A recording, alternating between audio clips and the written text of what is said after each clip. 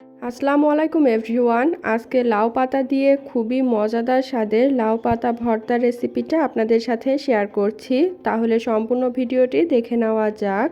লাউ পাতা ভর্তা বানানোর জন্য এখানে আমি লাউ পাতা নিয়েছি।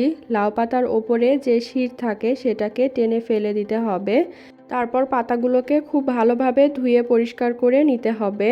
এখন পাতাগুলোকে আমি ছোট করে কেটে নিচ্ছি। এখন ভর্তাটা বানানোর জন্য আমি চুলায় একটা ফ্রাইং প্যান বসিয়ে ফ্রাইং প্যানের মধ্যে কয়েকটা দিয়ে দিলাম শুকনো মরিচ। এখন চুলার জালটা মিডিয়াম আঁচে রেখে শুকনো মরিচের মধ্যে সামান্য একটু সরিষার তেল দিয়ে একটানা নাড়াচাড়া করে মরিচটাকে ভেজে নিব। মরিচের গায়ে সুন্দর একটা কালার চলে আসলে শুকনো মরিচগুলোকে তেলটা ঝরিয়ে উঠিয়ে নিচ্ছি। এখন তেলের মধ্যে দিয়ে দিব রসুনের কোয়া আর কাঁচামরিচটাকে মাঝখান থেকে কেটে দিয়েছি। এখন রসুন আর মরিচটাকে হালকা একটু ভেজে এর মধ্যে পেঁয়াজ কুচি দিয়ে দিলাম। পেঁয়াজটাকে নেড়ে চেড়ে সব কিছু একসাথে ভেজে নিব হালকা বাদামি রং করে। সব কিছু ভেজে নেওয়া হয়ে গেছে। এর মধ্যে এখন দিয়ে দিব ধনিয়া পাতা কুচি। ধনিয়া পাতা কুচিটা দিয়েও নেড়ে চেড়ে ধনিয়া পাতা কুচিটা যতক্ষণ না সফট হচ্ছে ততক্ষণ পর্যন্ত ভেজে নিব। তারপর সব কিছু উঠিয়ে রেখে দিব।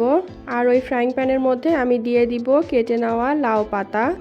এখন লাউ পাতাটাকে নেড়ে চেড়ে দিচ্ছি আর চুলার জালটা একদম লো আঁচে রেখে ঢাকনা দিয়ে ঢেকে যতক্ষণ না লাউ পাতাটা সিদ্ধ হয়ে যাচ্ছে ততক্ষণ পর্যন্ত জাল করে নিব।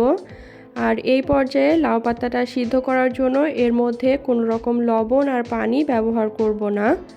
এই যে লাউ পাতাটা সিদ্ধ হয়ে গেছে। এখন আমি এই লাউ পাতাটাকে একটা পাটায় নিয়ে নিলাম। পাটায় বেটে আজকের এই লাউ পাতা ভর্তাটা আমি তৈরি করব।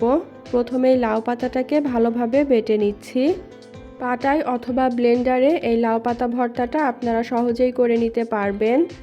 লাউ পাতাটা বেটে নেওয়া হয়ে গেলে এখন এর মধ্যে ভেজে নেওয়া পেঁয়াজ, রসুন, কাঁচামরিচ, ধনিয়া পাতা আর সেই সাথে 3-4টার মতো শুকনো মরিচ দিয়ে দিলাম। এখন সব কিছু একসাথে ভালোভাবে বেটে নিচ্ছি। সব কিছু একসাথে বেটে নেওয়া হয়ে গেছে। এখন সবশেষ লাউ পাতা ভর্তার মধ্যে আমি দিয়ে দিব স্বাদ মতো লবণ আর সামান্য একটু সরিষার তেল। তারপর হাতের সাহায্যে সব কিছু একসাথে মিশিয়ে নিচ্ছি।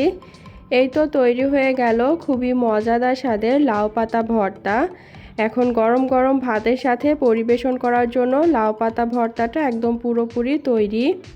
আজ এ পর্যন্তই। আশা করি খুবই সহজ আর মজাদার স্বাদের লাউ পাতা ভর্তার রেসিপিটা আপনাদের কাছে ভালো লেগেছে। ভিডিওটা ভালো লাগলে চ্যানেলটাকে সাবস্ক্রাইব এবং পেজটাকে ফলো করে দিবেন আর ভিডিওতে একটা লাইক দিয়ে দিবেন। আল্লাহ হাফেজ।